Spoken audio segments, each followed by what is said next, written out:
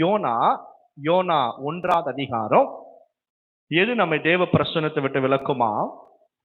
YONO 1:3. அப்போது YONO கர்த்தருடைய சமூகத்தில் நின்று விலகி தர்ஷீஷுக்கு ஓடி போகும்படி எழுந்து யோப்பாவுக்கு போய் தர்ஷீஷுக்கு போகிற ஒரு கப்பலை கண்டு கூலி கொடுத்து தான் கர்த்தருடைய சமூகத்தில் நின்று விலகும்படி அவர்களோட தர்ஷீஷுக்கு போக கப்பல் ஏறினான். சரி, இப்ப பாருங்க, 3ஆம் வசனத்திலே சொல்லப்பட்டிருக்கு, கர்த்தருடைய சமூகத்திலிருந்து விலகி தர்ஷீஷுக்கு போகும்படி எழுந்து. அதே வசனம் முடியும் போது எழுதப்பட்டிருக்கு, வேதத்தில் எழுதப்பட்டிருக்கு, கர்த்தருடைய சமூகத்திலிருந்து விலகும்படி அவர்களோடு எங்க போக ஆரம்பிச்சான்? தர்ஷீஷுக்கு போக ஆரம்பிச்சான். நீங்க தேவ பிரசன்னத்தை விட்டு விலகுறீங்கனாலே உங்க டெஸ்டினேஷனே மாறும். நீங்க எங்க போகணும், உங்க குறிக்கோள், உங்க போக்கஸ் மாறும். நீங்க என்ன செய்யணும், இதுலயே ஒரு பெரிய மாற்றம், குழப்பம் வந்துடும். இந்த மனுஷன் ஏன் கர்த்தருடைய சமூகத்தை விட்டு விலகணுமா? இந்த புஸ்தகத்துல கடைசி அதிகாரத்துல பாருங்க, 4வது அதிகாரம், இப்ப 2ஆம் வசனம் வாசிங்க. எதுக்கு இந்த மனுஷன் நினிவேக்கு போகாம தர்ஷீஷுக்கு போனா என்கிற ரீசன் இதுல தெரியும். யோனா 4:2 வாசிங்க. கர்த்தரை நோக்கி விண்ணப்பம் பண்ணி கர்த்தாவே நான் என் தேசத்தில் இருக்கும்போதே நான் இதை சொல்லவில்லையா?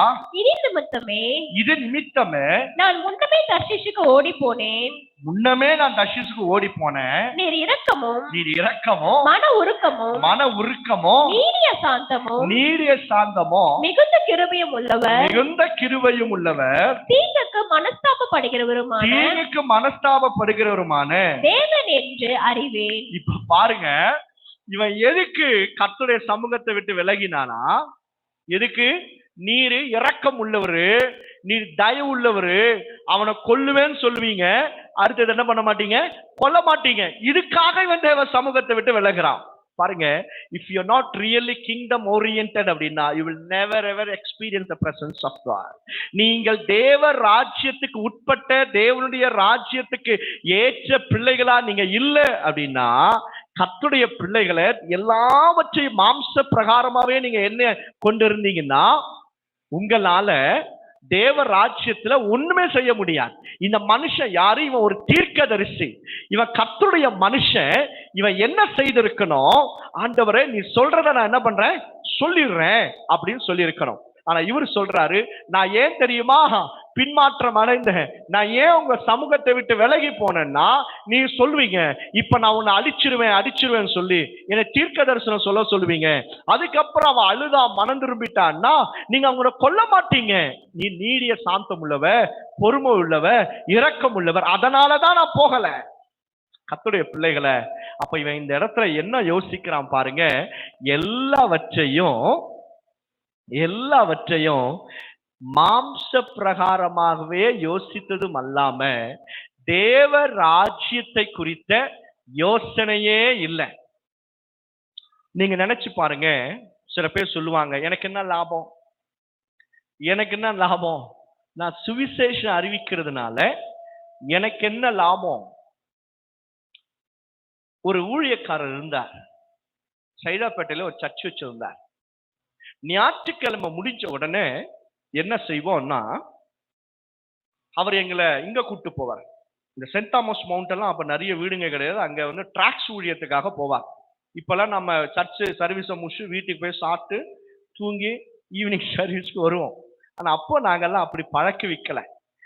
அவர் ஒரு பேக் ஒன்று கொடுப்பார், ஜோல்னா பேக், இவ்வளவு பெரிய பேக் இருக்கும், அதுல டிராக்ஸ் எல்லாம் அள்ளி உள்ள வச்சுப்பார். நேரா நடந்து சைதாப்பேட்டையில இருந்து அந்த சென்ட் தாமஸ் மவுண்ட் எல்லாரும் நடந்து போவோம். ஒரு 10-15 பேர் அவர் பின்னாடியே நாங்க போவோம். நாங்க பின்னாடியே போகும்போது ஒரு இடத்துல நிப்போம், ஜோம் பண்ணுவார், எல்லாரும் பிரிஞ்சு போகணும். பிரிஞ்சு போய் டிராக்ஸ் கொடுக்கணும். அதுல சில பேர் சொன்னது எனக்கு ஞாபகம் இருக்கு, இப்படி செய்யறதுனால எங்களுக்கு என்ன லாபம்? எதை செய்யறதுனால? சுவிசேஷம் சொல்றதுனால எனக்கு என்ன லாபம் அப்படின்னுவார். அப்ப அவர் சொல்லுவாரு, நீ செய், அதுக்கப்புறம் கர்த்தர் உனக்கு என்ன லாபம்னு அவர் உனக்கு காமிப்பார் அப்படின்னுவார். நாங்களும் சின்ன பிள்ளைங்க, அப்ப 5வது 6வது படிச்சுன்னு இருப்போம். எங்களுக்கு அந்த பாஸ்டர் சொல்லிட்டாரு, அதை கரெக்டா செய்யணும். ஒரு டிராக்ஸ் கூட உங்க கையில இருக்கக்கூடாது. நாங்க வீடு வீடா போய் டிராக்ஸ் கொடுப்போம். அப்போ ஒரு அம்மா, நான் போய் சொன்னேன், ஆண்டி இயேசு உன்னை நேசிக்கிறார் அப்படி, டப்புன்னு கதவு மூடிச்சு அந்த அம்மா. போடா அப்படின்ட்டு. சின்ன பசங்கள்ல நாங்க அப்பெல்லாம் வந்து கதவு மூடிச்சு. ஆனா எனக்கு பாஸ்டர் என்ன சொன்னார் அப்படின்னா, ஒரு ட்ராக்ஸ் கூட என்ன பண்ணக்கூடாது, திருப்பி வரக்கூடாது.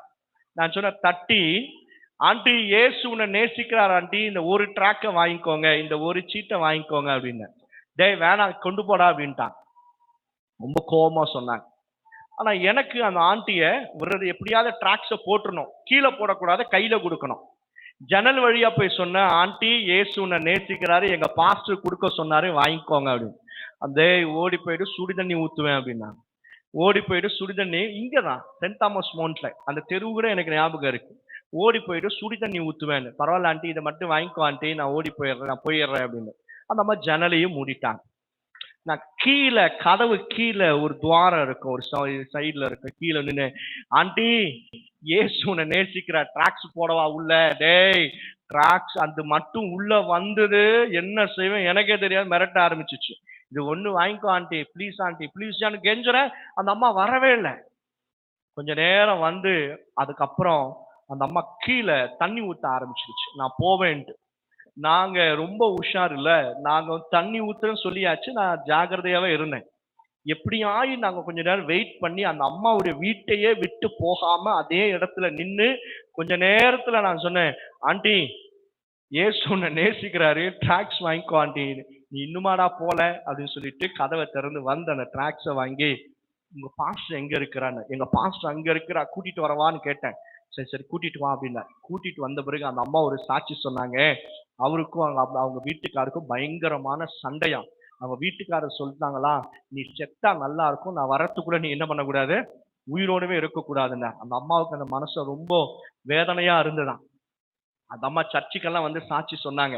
அந்த அம்மாவும் அவங்க குடும்பமும் அப்போ நம்ம இந்த விஜிபி சாலைன்னு சைதாப்பேட்டையில ஒரு ஒரு ஸ்ட்ரீட் இருக்கும், அதுலதான் பாஸ்டர் ஜேம்ஸ் பால் என்ற ஒரு சர்ச்சு வச்சிருந்தார். அந்த சர்ச்சுக்கு நாங்க போவோம். அந்த அம்மா இந்த சுடுதண்ணி ஊத்திச்சு பாருங்க, அந்த அம்மா சென்ட் தாமஸ் மவுண்ட்ல இருந்தாங்க, நசரேத் புறத்துல. அந்த அம்மாவும் அந்த சர்ச்சுக்கு வந்தாங்க. அந்த அம்மா மாத்திரம் இல்ல, அந்த முழு குடும்பமும் கர்த்தரை ஆராதிக்க ஆரம்பிச்சாங்க. அல்லேலூயா.